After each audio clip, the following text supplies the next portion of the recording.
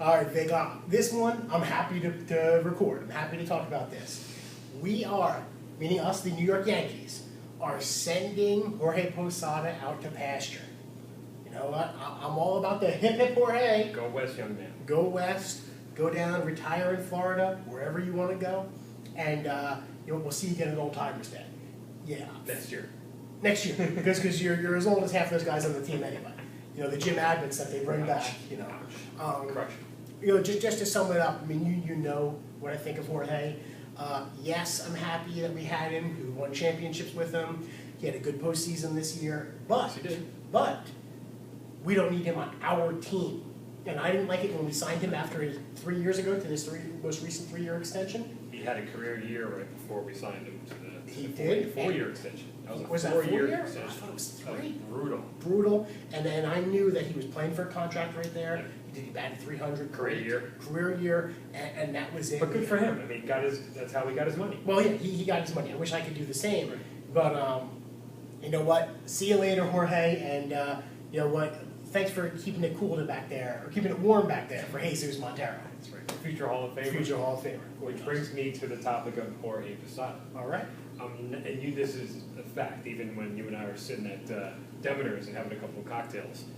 You've always been more down on Posada than I have, because I've always looked at the catcher position as so historically weak that Jorge Posada is a borderline, and we'll find out down the road, but he's a borderline Hall of Famer. Good offensive catcher, average to below average defensive catcher, probably average at his peak, below average. I mean, the career year he had, remember, he was darting guys. Yeah, all of a sudden you can throw more than 5% of the base runners. Yeah, he's crushing his shoulder. So he was an average to below average defender. Never got along with pitchers. No. Remember all the arguments he had with like AJ and Yeah, I mean, AJ wouldn't pitch to him. Clemens, Randy Johnson wouldn't pitch to him. hate him. That's right. So, but because of his offense, clearly, because he wasn't the league worst in defense, that combination has made him, for a 15-year career, a borderline Hall of Famer, which means that we had the catcher position locked up for more than a decade. And I would think with Posada, he kind of, to me, he's that guy who's a compiler. And he was in the right place at the right time, where not only did he compile a good number of hits, he has over 2,000 hits, I believe, a good number of RBIs, and you know what, he did have some solid offensive seasons. I'm not taking that away from him. But he also was able to compile championships. You know, having 5 championships with the Yankees, I believe. He wasn't on the 90-60. He wasn't, okay, four championships then. You're right, that was Big Triple's team, right? So either way, he those 4 rings that he was able to compile, I think would be the only thing that has him sniffing at the door to Cooperstown. Without those championships, you're looking at a career 265, 270 hitter with moderate power. I mean, what makes him any different than Matt Noakes, except for he played a few more years? That's the key, though. See, if you look at length of time where he played, Matt Noakes was a dominant rookie year, okay for 3 or 4 years, then fell off. Right. Jorge Posada was a longevity plus good offense, which in the catcher position literally makes him one of the 20 best catchers in the past 30 years. You know, I think based on position, you kind of make a point. I hate to say you let him into the Hall of Fame, something as important as the Hall of Fame, just because he was a catcher.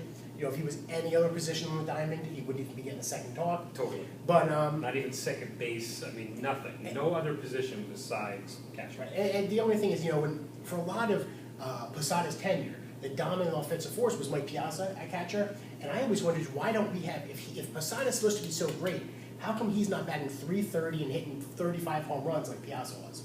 Well, Piazza was a no doubt Hall of Famer. Okay, correct. Why wasn't he a Yankee? You know, I guess that's the way I look at it. And I know he has some questionable chemical background, Piazza. You took it right to, okay, good. Why wasn't he a Yankee? Well, that's the thing is, if we're going to talk about how, we're the Yankees, we have the best players, position in, position out. Why didn't we have the best player? We had Ivan Rodriguez after his prime. If you look at, there has to be there are a couple of factors there. I mean, the Los Angeles Dodgers had Mike Piazza. They're going to pay him. Right. The New York Mets had Mike Piazza. They're going to pay him. So it's not like he was on the Kansas City Royals and came up for free agency. He was on the Dodgers, signed to a long contract, traded, picked up by the Mets. So there was no opportunity for the Yankees to go out and get, unless they traded prospects. Right, and that's really not where I was going with this. It wasn't to say that we should have had Mike Piazza, but it was saying is, Jorge was never the best catcher any year that he played. Correct. So to me, that's a compiler year. One of the things that one of my favorite people, Christopher Mad Dog Russo, does when he determines Hall of Fame credentials, he looks at your stats year by year and says, okay, do you have 10 Hall of Fame seasons? And Posada just doesn't. I mean, he has, one or two offensive Hall of Fame seasons. You throw in the catcher aspect, you give him a couple more, I don't see it. Well, offensive seasons when compared to other catchers, does he have 10 Hall of Fame type of seasons? And then you're comparing him to people like the Molina brothers. Right. Well, there's just not that many Hall of Fame catchers, which is the other point. You look at a guy like Bert Blyleven, didn't get to 300 wins, had a long career, pitcher obviously, had a long career, 287, something like that. Was very good for a long time, didn't hit the magic number of 300. I think he's a good pitcher version of Posada. Posada didn't get to maybe 10 All-Star games. He got to 5. Right. He didn't have 15 years or 10 years of 100 RBIs. He had 10 years of 90 plus RBIs. I think that Posada's clearly not a first ballot Hall of Famer. Okay. But if you give him a decade on the ballot, if you compare him to other catchers during his era, he was never out of the top 5 except for last couple of years. Okay. So you're talking about for 12, 13 years, he was a top 5 catcher. He was top 5 catcher, but then would you bring 5 catchers into the Hall of Fame every year? I would, or even 5 catchers in the Hall of Fame years. From 15 years. Would you bring 5 catchers into the Hall of Fame? It's a great point. With Posada, though, it's not that if those same 5 catchers were always in the top 5, and they always had good offensive numbers, then maybe. But certainly, there's Ivan Rodriguez for 7 years was juiced up and was just dominant. Right. Then he just fell off the face of the earth. But he's hung around. He's been respectable. Played with the Nationals the last couple of years. Oh yeah, but he dominated at one point. He's a Hall of Fame. But what I'll even say is his last couple of years, right? Like Piazza too. His last couple of years as the down to earth, kind of the teacher, the leader position, have been no worse than Posada's offensive numbers of the last couple of years either. I mean, maybe I'm wrong, but I don't think they're much different. And you know what? I guess we'll see in 5 to 7 years, where Posada stands on the balance. But in the meantime, I'm happy to see him go, and I can't wait to see Montero catch an opening day next year. As a Yankee fan, though, do you want to see him in the Hall of Fame? That's a tough one. I mean, obviously, we want to be as well represented as possible. He's definitely going in as a Yankee. Obviously, not like a lot of other players like Dave Winfield, who plays time, plays somebody else, and goes to somebody else.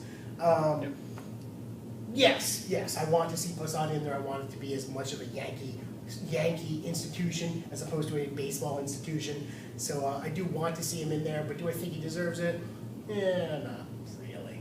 Gotcha. I'm with you. So I say borderline. We've heard the argument for pro and con. I guess a decade from now we'll check back with you.